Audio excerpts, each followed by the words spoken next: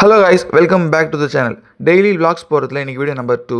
Video number 1 link டிஸ்கிரிப்ஷனில் இருக்குது. அதை பார்த்தீங்கன்னா இந்த வீடியோ உங்களுக்கு புரியும். அண்ட் அதை பார்க்கணும்னு நினச்சிங்கன்னா லிங்க் தொட்டு பாருங்கள். அண்ட் இன்றைக்கி சண்டே மார்னிங் 9:30 to 12:30 நமக்கு ஜெர்மன் லாங்குவேஜ் கிளாஸ் இருக்குது. அதுக்கு போயிட்டு வீட்டுக்கு வரும்போது வந்து பார்த்தீங்கன்னா ஒரு செடியில் முடக்கத்தான் கீரை நல்லா வளர்ந்து ஃப்ரெஷ்ஷாக இருந்துச்சு. உங்களுக்கு பார்த்தாலே தெரியும் வீடியோவில். அதை வந்து பார்த்தீங்கன்னா பெருச்சு வண்டியில் கட்டிட்டு வீட்டுக்கு வந்துட்டேன். வந்த உடனே வந்து பார்த்தீங்கன்னா எங்கள் அப்பா அதை எடுத்து கிள்ளி போட ஸ்டார்ட் பண்ணிட்டாரு.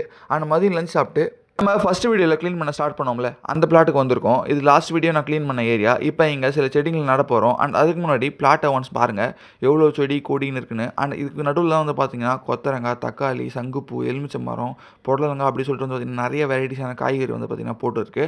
அண்ட் இதெல்லாம் வச்சுக்கிட்டு வந்து பார்த்திங்கன்னா மீதி எல்லாத்தையும் வந்து பிடுங்கி போடணும்.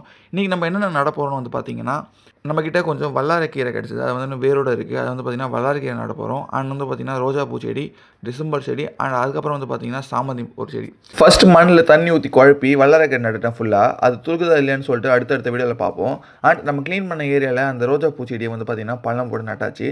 டிசம்பர் பூச்செடியை வந்து அது பக்கத்துலேயே நட்டுருக்கேன். அண்ட் சாமந்தி பூச்செடி வந்து பார்த்திங்கன்னா கொஞ்சம் தள்ளி நட்டுருக்கேன். இவங்க எல்லாருமே துளுக்குறாங்க இல்லையான்னு சொல்லிட்டு பார்ப்போம். அண்ட் எல்லோரும் எனக்கு ஒரு விஷயம் சொல்லுங்கள். 2 மாதத்துக்கு முன்னாடி வந்து பார்த்தீங்கன்னா தண்டுக்கீரை வந்து விதை போட்டிருந்தேன். அது கொஞ்சம் பர்சனல் ஒர்க் இருந்ததுனால அதை கவனிக்காமல் விட்டதுனால அது வந்து பார்த்திங்கன்னா கீரை வளர்ந்து முத்தி கதிர் விட்டு விதை வர அளவுக்கு செடி வந்துடுச்சு.